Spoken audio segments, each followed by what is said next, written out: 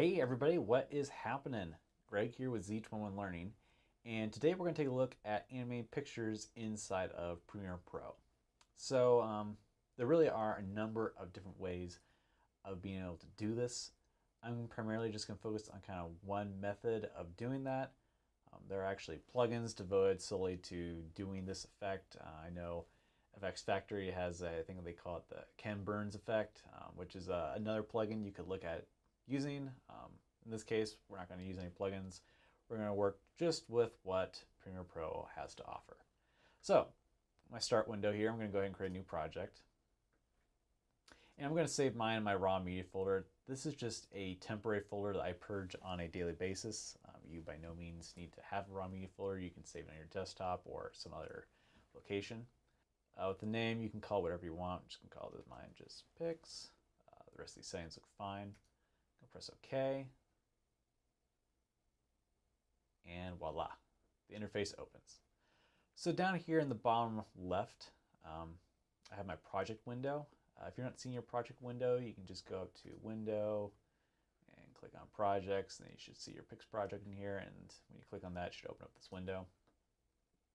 So first things first, what I typically like to do is I like to create a bin inside my project window that I can put all my pictures in.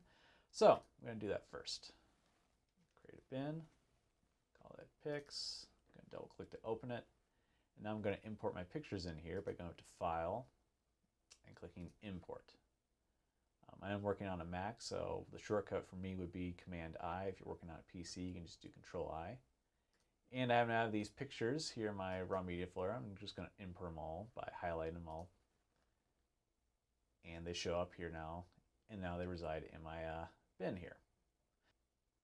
What I want to do now is I want to create a sequence that I can go ahead and plot my picture on into. So I'm going to click the new item, and I'm going to use the top one here, sequence. And over here under sequence presets, I happen to have a custom one. It's called this KTVZ default. You don't need to have KTVZ default. This is primarily if you're trying to send from a sequence inside Premiere Pro to a MOSD, you would need to use this sequence preset here in order to do that. If you don't have this on your Premiere Pro, it's totally fine. You don't need it. You can actually use one of the other ones. XDCam also works too. Just want to make sure that you're working with 1920 by 1080. Frame rate is 2997. Pixel aspect ratio as square pixels. Fields used to matter more. Upper field first. We are doing television here. Progressive works more for digital mediums. I personally like progressive better, but whatever. So in this case, I'm just going to go ahead and rename this. I'm just going to call this first pick. That looks good. Okay, and ta-da, now I've got my sequence open over here. A couple things to note before you actually start animating pictures. One, is your picture the only source of video? In other words, is somebody going to go take this picture and edit it with other pieces of pictures or other videos and things like that? If your picture is the sole source of video for the story, you want to make sure that you're making this picture, that you're animating this picture as interesting as possible. If you have multiple pictures, that's pretty easy. If you only have one picture, it can get a bit harder. With that said, you also need to bear in mind how long you need to make your picture animation be. Again, if you only have one picture, you probably want to make that picture be maybe a minute's worth. Give yourself a bit of buffer and pad at the end. If you're working with multiple pictures, then you don't need to necessarily worry about each picture being a minute long. You could do maybe 6 seconds, 8 seconds, 10 seconds. Again, depends on how many pictures you're working with. So now that we've got that settled, I'm going to go ahead and work with this glass ball picture here first. I'm just going to drag it down here to my sequence timeline. And when I let go, we notice that the picture is defaulted to be about 15 seconds long. And the reason why it's set to that is actually there's a setting inside of Premiere Pro that you can change. So you go to Preferences, and then you come down over here to Timeline. and I am working on Mac, and I think if you're trying to access preferences on a PC, you go under Edit. Anyways, and then what you're looking for is the still image default duration. And right now mine's set to 15 seconds. You can change that to be 6 seconds or 10 seconds or 30 seconds, whatever you want. So in this case, I'm going to pretend that this is the only, that this picture is the only source that we're going to have for a certain story. So I actually don't want this to be 15 seconds long. I actually want this to be maybe a minute long. So I'm going to go ahead and change that and come over here to my time code. And in the seconds category, it's hour, minutes, seconds, frames. I'm going to go ahead and just type in 60. That's going to move it out to be a minute long. You're wondering why do I have a minute and 2 frames here? Remember, you're working with 2997 as the frame rate, so it's not a round number. So you're going to go ahead and end up with some extra frames here at the end. I'm by no means a math expert, but it does make sense when you think about it. So now what I want to do is I want to come over here to my effect controls. And if you're not seeing your effect controls, just make sure that you have your picture highlighted here on the timeline. If you click off it, you can see the effect controls disappear because you have nothing selected. And what I'm envisioning on doing here with this picture is I'm envisioning kind of a series of zoom ins and pans around the scene and stuff just to kind of make it more interesting. So I'm actually going to start out with a wide shot of this, and I don't really want to have the black here on the side, so I want this image to kind of fill the entire screen. And I'm primarily just going to focus on the position and the scale. Not too concerned about the rotation or changing the anchor point or any of these other options yet. We'll talk a little bit more about the mask options here under opacity and kind of how they work a bit later, but right now we're going to primarily focus just on scale and position. So I really kind of want to go ahead and do some fine-tuned scaling here. So what I'm going to do is I'm going to hold down the command button, and when I do that, it actually scales not by whole numbers, but also by decimals too, which kind of gives you more control over making sure it's very exact. And that looks pretty good. So this is going to be my starting point here at timecode 0. So I'm going to add a keyframe for the scale and the position by clicking here to the stopwatch. And then I'm going to go ahead and go forward 8 seconds. And I'm going to go ahead and zoom into this picture slightly. Oops, that's a little too much. And we'll kind of center it in the middle of our screen here. I've got my save tiles here on. If you're not seeing that, you can just go ahead and press the button editor and make sure that you have safe margins. And you can just drag that to your bar here.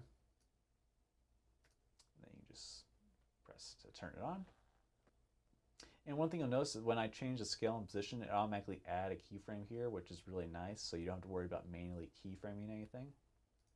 And I want it to hold this view for about a second before it changes the animation. So what I'm going to do, so I'm going to jump forward to 9 seconds in, and I'm going to add another keyframe that is exact same position, exact same scale here. The reason why I do that is if I didn't add this keyframe, and I jump forward 8 seconds from where it was, here at 8 seconds. So I jump forward from the 8-second mark to 16 and change the value and scale, I wouldn't get this pause here, and that's kind of what I want. So now I'm going to jump forward from the 9-second value, 8 seconds forward. I know it's kind of confusing, but bear with me. So now we're at 17. And now I really kind of want to zoom in a bit here into this glass orb.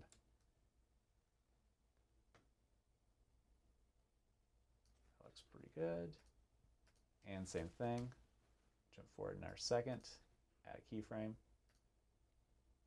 The reason why I have to add these keyframes is I'm not changing the value here, so I have to manually keyframe that. And again, we're going to go ahead and jump forward another 8 seconds. And maybe we'll just zoom in a little bit more, kind of have this fill the entire screen almost.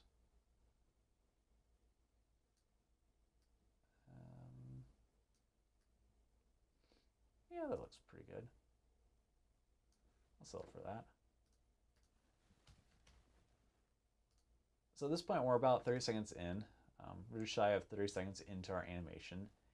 And kind of what I want to do at this point is I don't want to zoom in anymore because we're going to start to really lose the clarity of the image. So what I'm thinking is doing a nice zoom out just about back to our starting position.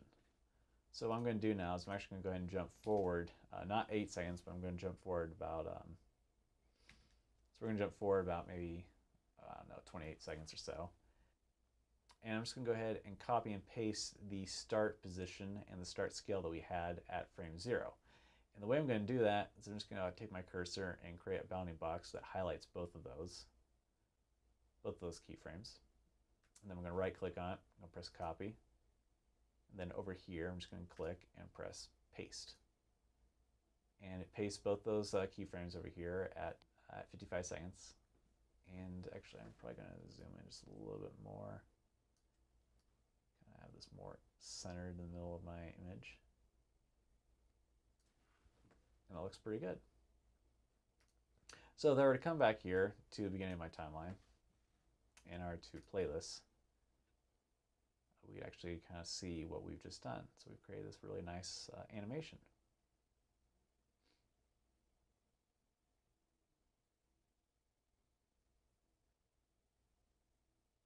And one thing you might want to go ahead and do is you might want to get a little bit fancier. Right now, if you look, the speed between the keyframes is constant. Maybe you want to kind of start out slow and then speed up and then slow down as it reaches the next keyframes. What you can look at doing is you can actually change the value of these keyframes. So right now these are linear keyframes. That means that the speed from one keyframe to the next is constant. It never goes faster, it never goes slower. What you can actually do is you can right click on it, come down here to Temporal Interpolation, and you have all these different options. You've got Bezier and Auto Bezier and hold and stuff.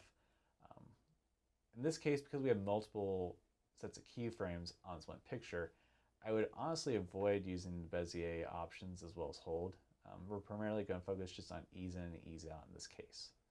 And the way these are going to work is we're going to basically have ease out be the first set of keyframes, and then you're easing into the next set. So here at timecode 0, we're going to actually make these be ease out because they're easing out from this set of keyframes, and they're easing into this next set. So now when we play this back, we'll notice that the picture starts out really slow. Then as it reaches the midpoint between these two keyframes, it speeds up, and then it starts to slow down again. And we can actually do that for the rest of our keyframes, and we don't have to just do this one pair at a time. We can actually kind of highlight each alternating pair of keyframes. And these are all going to be my ease out.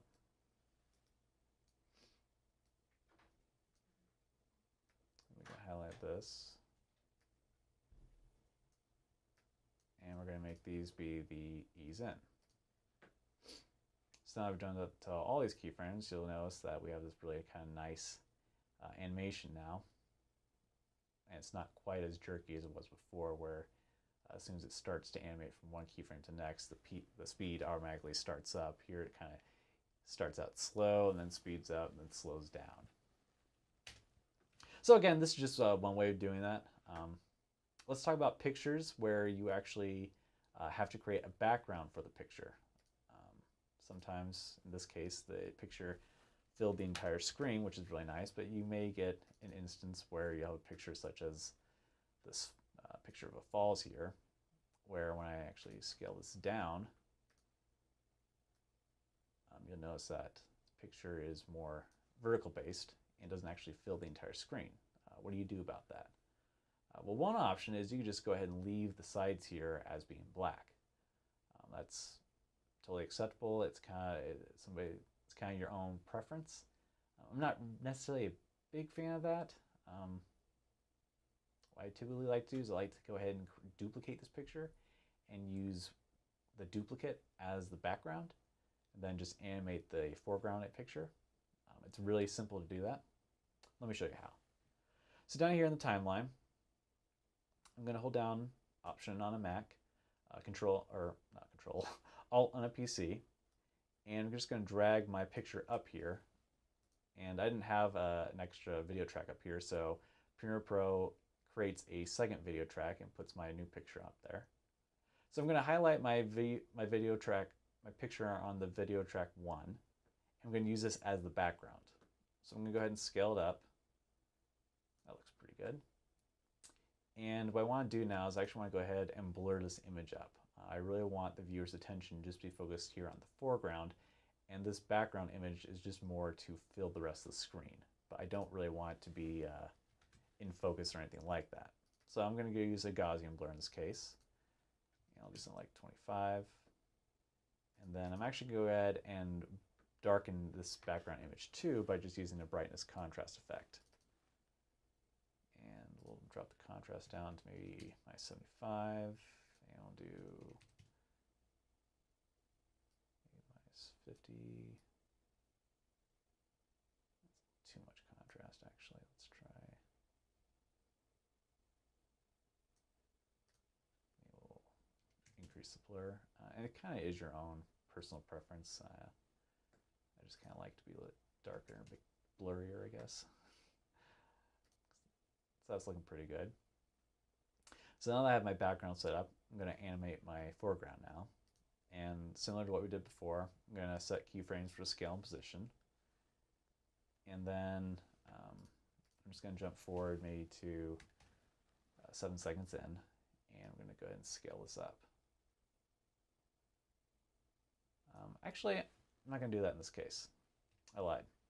We're not going to actually do a scale.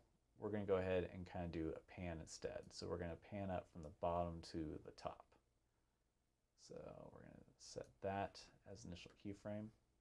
I'm actually going to turn off my scale because I don't need that. And I'm going to jump forward now to, was it 8 seconds or was it 7 seconds? It doesn't matter. And then I'm just going to go ahead and pan up here to the top of the falls. That looks pretty good. I'm going to go ahead and play this back.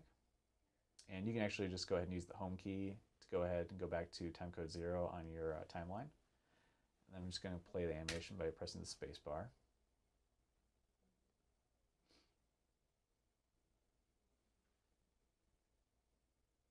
That looks pretty good. So I'm actually going to go ahead and open up the Keyframe Graph here. And this, I actually should have showed this before, but this is a better example of kind of showing the speed between these keyframes. So right now the speed is constant. It's just a straight line here. It doesn't go faster, it doesn't go slower. So if I wanted to change that, what I can do is I can just come over here and I'll add an ease in for the back keyframe, and then I'll add an ease out for the front keyframe. And now we notice that we kind of have this sort of arc here between these two keyframes, and that's basically telling you that it's going to start out slow, then once it reaches the midpoint, it's going to speed up, and then once it's past that, it's going to start to slow down again as it reaches the next keyframe. And you can actually use the handles here and kind of change the speed if you want. So I could have it start out really slow, and then as it reaches the second keyframe, it actually speeds up and peaks here, and then briefly slows down again. Or vice versa, we could go ahead and almost have it start out fast and then really kind of slow down as it reaches next keyframe. Let's take a look at this. So you kind of get sort of that jerky motion there at the beginning, and then it slows down. So again, you can kind of play around with these values. Really is up to you as to how you want it to look, how you want it to behave. Kind of put this back to the way it was.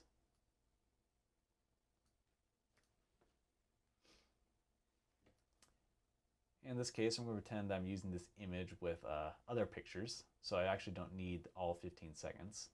So it animates for 8 seconds, so I'll probably give it maybe a second or two of pad at the end. So I'm just going to jump forward to 10 seconds in and 0 frames. And then the way I can trim this down is I can either come over here to the end of the picture, and I can see how I get this red arrow. If I click on the red arrow and just kind of drag, I can change the duration of my picture. So that's one way you could do it.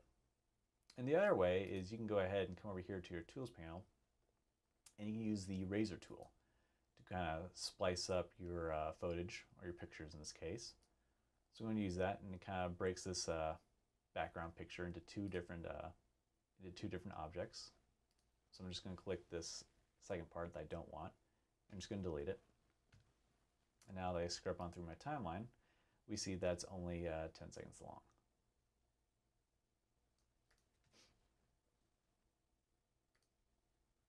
Then if I actually want to merge this picture with my first picture, what I can do is then create a new sequence. I'll just call this maybe all pics or something. Oops, I saved it here inside of my bin, did not mean to do that. Drag that out. And I can take my second pic sequence and just nestle that inside of my all pic sequence. And then I scrub on through the timeline, so I got one picture, and I've got my second picture. And that's how you can kind of merge all of these sequences into one piece of video. So before I let you guys go, briefly want to talk about how you can go ahead and crop pictures inside of Premiere Pro. Now in this case, I'm going to pretend that in this case I've got this picture of a child riding a horse with a man off to the side. Maybe we just wanted to focus on the child and the horse, and we didn't want the man to be in the picture. Normally you could edit this inside of Preview or Paint or Photoshop or something, but we're going to pretend in this instance that we don't have access to any of those programs. We just have Premiere Pro as our only option. So how do you do that? Great question. Let's go ahead and talk about that really fast. So again, I'm going to create a new sequence. And again, I put it inside this bin. I keep making the same error.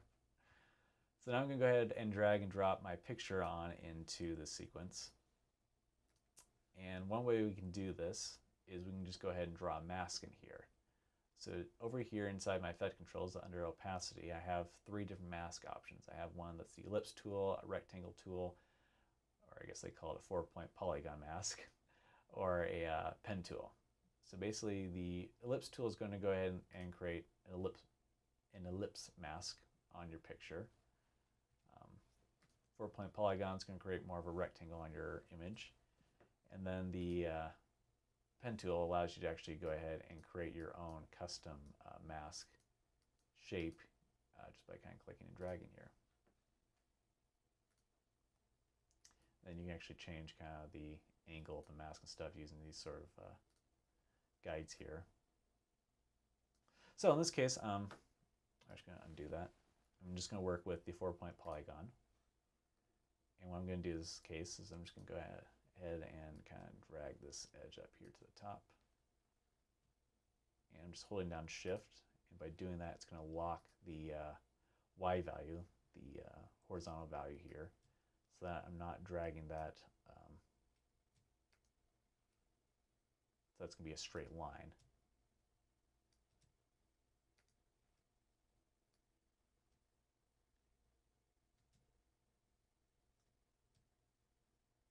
If I don't hold down Shift, you'll see it kind of can sort of bend it out and stuff. So that looks pretty good. And what I'm going to do now is I'm actually going to go ahead and do mask expansion. Basically, it's going to go ahead and expand the mask out beyond these guidelines I set up. And I can kind of expand the mask out a bit more if I wanted, so I can do something like that. And that totally works. I'm kind of getting a bit more of the guy's arm than what I wanted, but whatever. So that's one option you can do. I'm going to undo that in this case. The other option is you can go over to Effects, and you can just go ahead and use Crop. Just going to drag and drop that on there. And Crop allows you to cut into the image from the top, the bottom, left, right, things like that. So let's say we want to cut into the image from the right. So that looks pretty good. We'll notice right now that the picture is kind of offset. The action of the image is kind of offset. There's sort of this dead area over here, so I'm actually going to cut into the left too. So I'll just do 28. Maybe that's too much. That looks pretty good. I'm actually going to go ahead and change my anchor point right now. If I look up here, my guidelines, we kind of see that the image isn't centered anymore in the middle of my screen. So I'm just going to change the anchor point on the X value here. I'm just going to eyeball it going to eyeball that, and that looks pretty good.